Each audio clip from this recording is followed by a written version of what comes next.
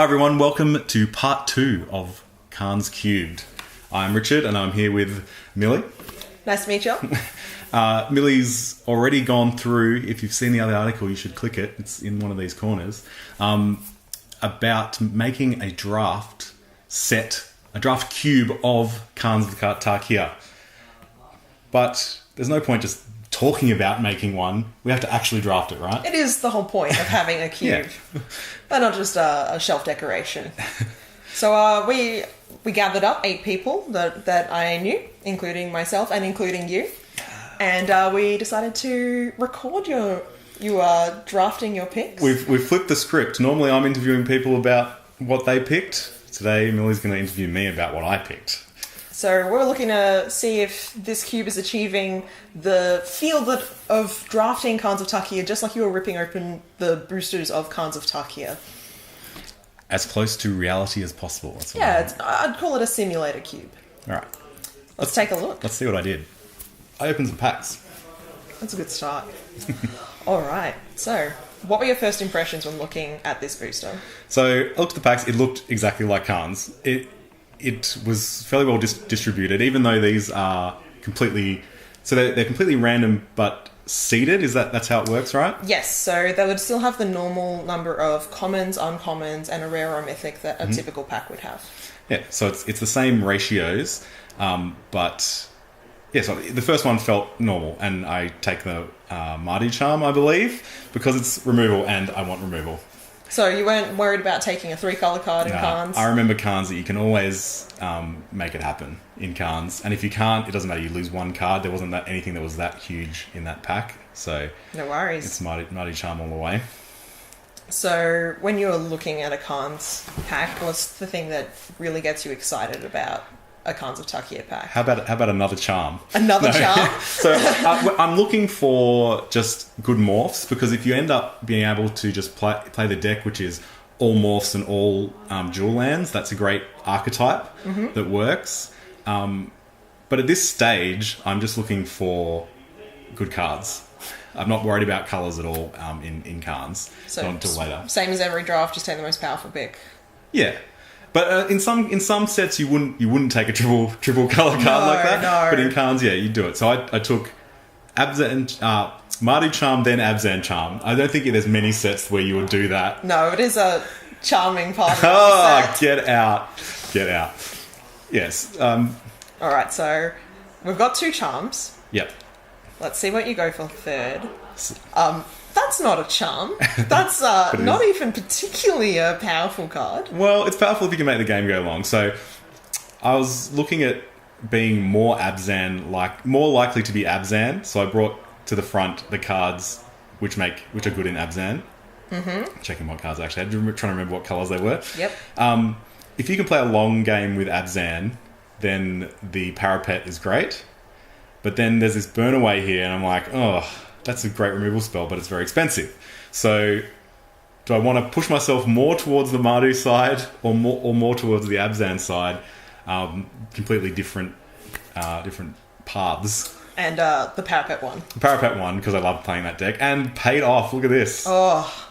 I bring some other cards to the front. That's actually a pretty difficult pack, just looking at you flip through that. It's got some of my favourite cards from the set.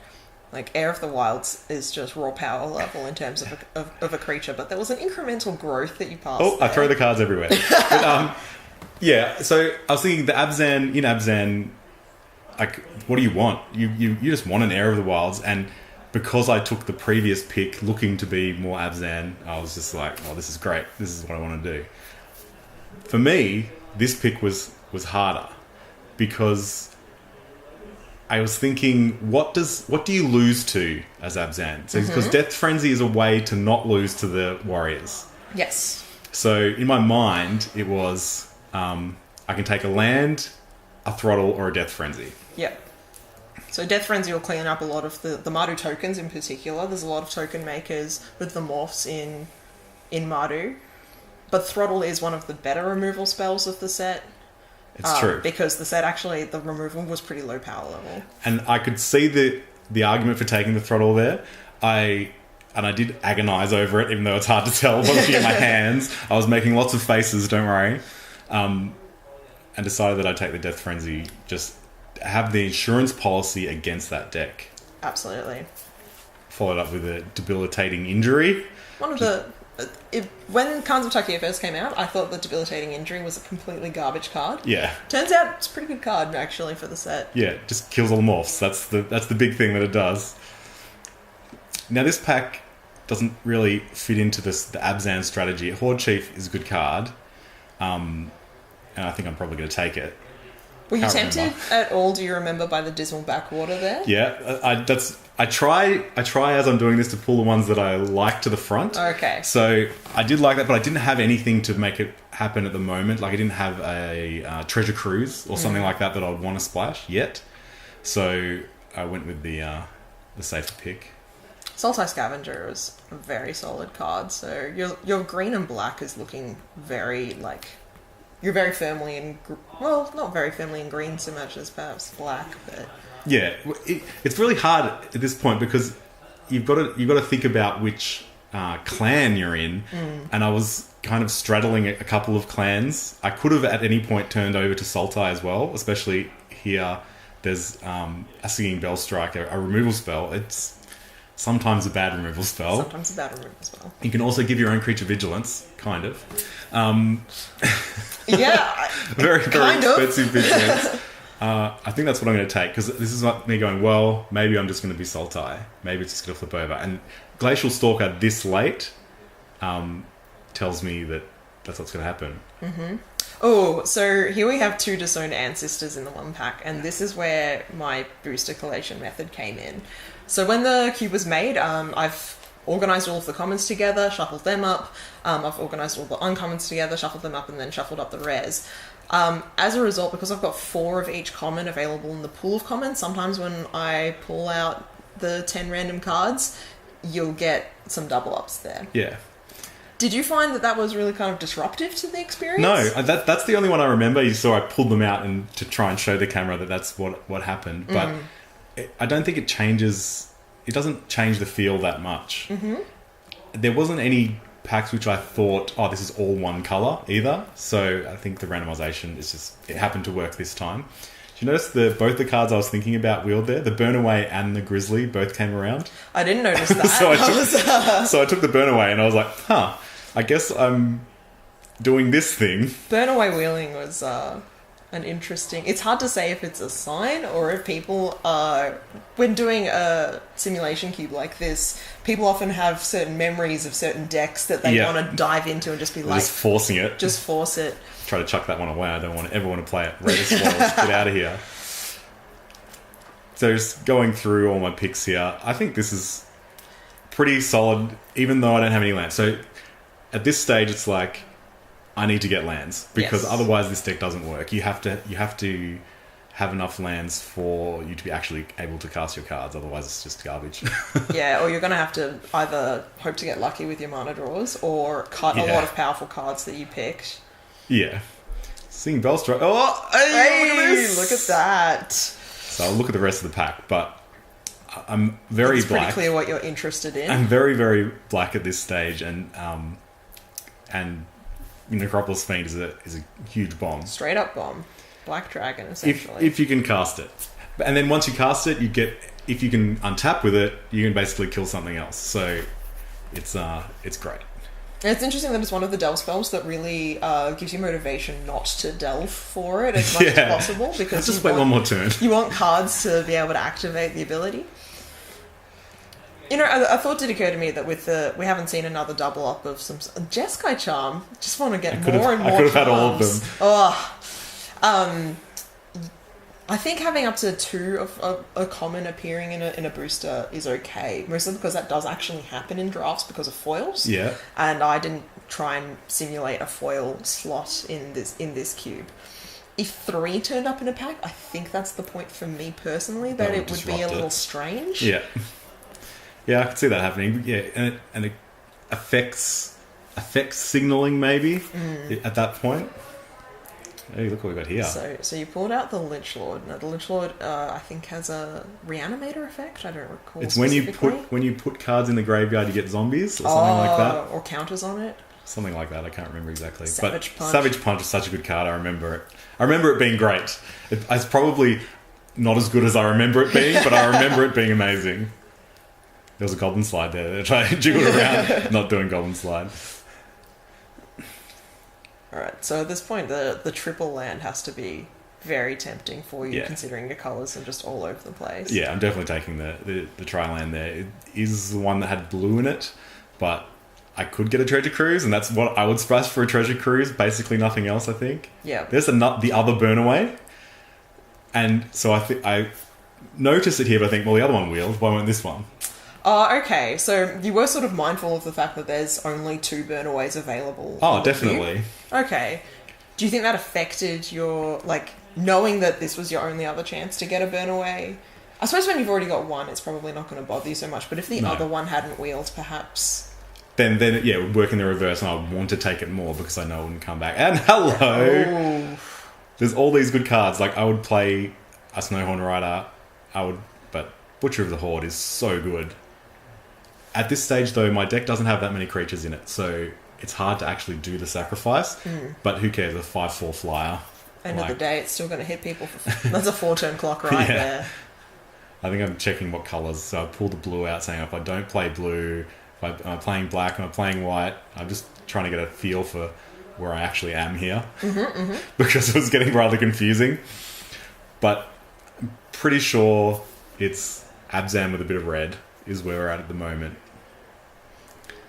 Okay. The second Death Frenzy. Second Death Frenzy. Probably not as valuable as the first Death Frenzy. At this point, I wish I had taken the Throttle. Because, I wanted a Death Frenzy, but I could have waited and got it here. But now I'm just taking, an Archer is protection against flyers and also a Morph, so I think it's just worth having. Best card there. Oh, right, I want to take you, right. But I'm pretty sure I don't take it. You have drafted a lot of removal so far. So here I again think, Scout the Borders. What does that do? It stops you getting mana screwed. So, and turns on your Necropolis Fiend.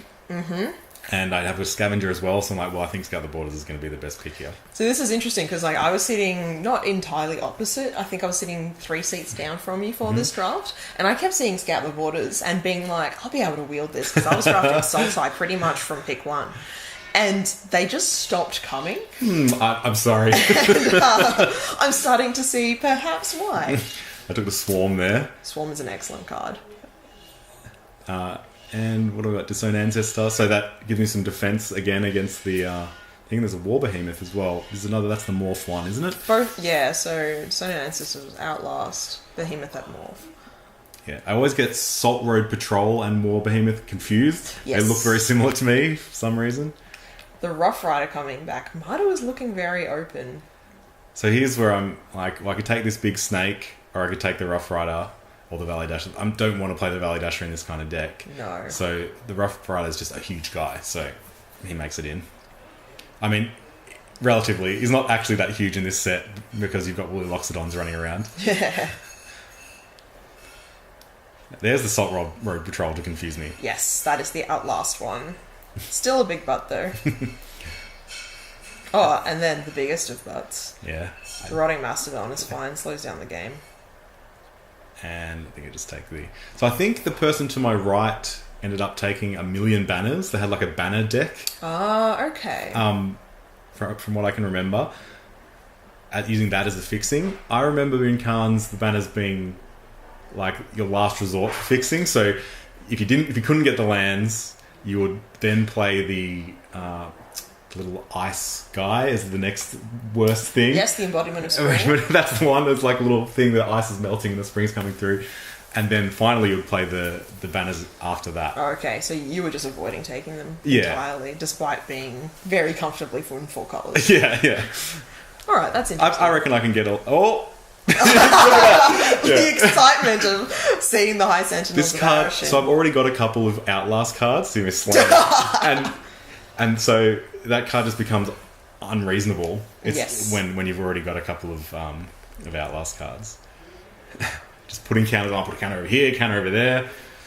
So bring things which I think I need to the front. I'm sorry, I'm off the top of the screen here. I got so excited by the the High Sentinels. Sentinels. Yeah. I noted the ride down, but that's not the deck that I'm doing. I'm not going to be attacking that often. No. Now, I think at this point you've only taken 2 of the enter the battlefield tap to gain a life land, so... Do you think this pack you're starting to really prioritize? This is where it has to happen. They come right up in the pick order now. Yep. So, but I got so many bombs. Like you're kind of comfortable already. So this is Crackling Doom, and that's basically a bomb as well. It's my favourite card in the set. And there's a Tuskeye Captain who's also amazing in my deck, and there's another Snowhorn Rider, which I probably can't cast, but still. Looking like the Tusk. Oh no, Crackling Doom. I remember just being able to kill a thing. The best thing. The best thing is very good. And I'm definitely playing the other charm already, Mardu Charm, so it's going to make it into the deck. Gotta remember what these cards do. And this is where actually I think about the Shanker. It's very powerful, right? If you're attacking, it just makes blocks impossible. It does. However, the sort of deck that you've been drafting... Yeah. How often is it attacking on the ground? Not very often. Especially when you've got those walls and the parapet and the 0/4, which I forget, the Disowned Ancestor or whatever he is.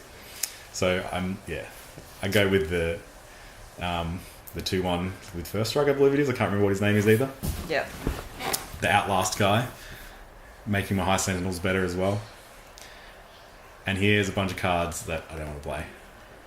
Yeah, they're in colours you're playing, but they're just not that exciting for the strategy that you're playing. I think I'm going to take the Kieran in the end, if I remember correctly, just because it flies. It's not very... it's not overwhelming. In contrast, this has to be a pretty excellent pack for you. Yeah, so there's the Mandrills. So I did think about the Mandrills, but I've already got Necropolis Fiend and the 3/3 Sultai Scavenger. So I think just having another debilitating injury is going to be great. Okay. Just kill a thing. Oh, there we go. Oh. Got the whole set. No, I think. Do you go for it? No, I don't have any actual good blue cards. Yep. Although I think I might end up playing a few blue cards anyway, just because I think I can. Yep. Again, this is where I could have taken the rights, but no. Yeah, do the right thing. The self-control. Take the land. You've got to be able to play your cards. And here's where we see that prioritization of the lands really coming out. So there's a couple of good cards there. Like the Kintry Invocation is probably fine in this deck, but you've just got to take the lands, or I won't be able to play any other cards. Yeah, and your deck, looking at your picks so far, you've got enough playables by now. Yeah, I think so. And I've at least got 3 pretty high-powered bombs in the Butcher of the Horde, High Sentinels, and Necropolis Fiend. So I just need to be able to cast my thing and survive long enough. So again, I took enabling the burn away, take the black red land. I'm wondering if this was somewhat because the other drafters at the table were prioritising taking those lands earlier in pack 1 and pick 2, because this is fairly late for some of those lands to start coming around. This is typically when in a Khans draft I'd be expecting them to definitely be snapped up, as people know solidly which clans they're playing and which colours they want fixing for, and instead you're sort of like, oh, I'll just have a look. I'll just take this one, I'll just take this one. It's hard to know whether should we go back and have a look? I didn't remember there being that many lands in the first pack. It could have just been the way that it split into the packs. I'm not exactly sure. Or everyone was like solidly in their 2-color deck and they didn't need it. But I clearly did. We'll get to see at the end how many you ended up with. Teasers. What did I take? Feet of Resistance. So that was me thinking I could have a random 2/2. Which is not very good. That was a long shot squad I took there. Or I can protect one of my huge bombs. Yes. So I just took the protection because I can probably get a random 2/2, like a Kintree Warden. If I wanted it, I can have it, and it ends up being a 2/2 for 3. Yeah. Half the time. So I think it's going to be a reasonable deck. Yeah, we're at the tail end of the draft. You must have been developing some sort of like self-judgment of how it went. Did you feel it was a good draft for you? I think so. It felt really good because, well, it was Khans, so it was going to feel good anyway. I haven't played Khans since... No, I did do one draft of Khans since Khans has been out. and I've got a couple of boxes of it hidden away to be drafted at some stage. That's a good rainy day draft. that's the whole lot of the draft, and they're going to start laying it on the table then. Now, what was interesting is Archer's Parapet. You picked one fairly early. I did. Archer's Parapet it gets better in multiples. This is true.